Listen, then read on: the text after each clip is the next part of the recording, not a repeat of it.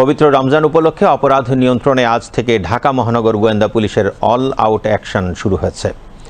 এ সময় ডিবি পরিচয়ে তুলে নিয়ে আসা বা বাসায় তল্লাশি করার চেষ্টা করলে ডিবিকে জানানোর অনুরোধ করেছে সংস্থাটি।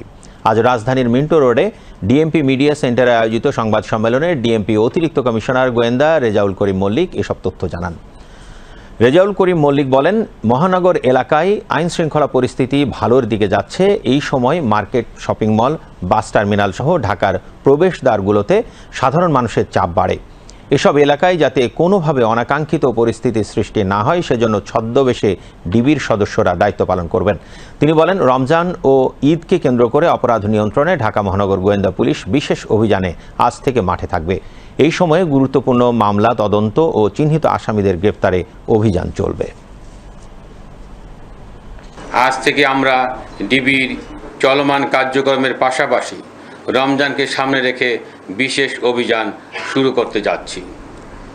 এটা হচ্ছে এক ধরনের বিশেষ গোয়েন্দা অভিযান, যেটাতে ছদ্মবেশে আমাদের সদস্যরা মানুষের মধ্য থেকে অপরাধীদের শনাক্ত করতে পারবে। রোজার সময় মানুষের কর্মযোগ্যতা বাড়ে, বিশেষ করে টাকা পয়সার লেনদেন বেশি হয়।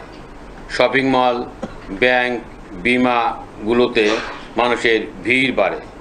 রেল স্টেশন, বাস টার্মিনাল কিংবা সদরঘাট সহ অন্যান্য জায়গাতে মানুষের উপস্থিতি বাড়ে। এইসব জায়গায় কেউ যাতে নাশকতা না করতে পারে সেই জন্য আমাদের গোয়েন্দা নজরদারি বাড়ানো হচ্ছে।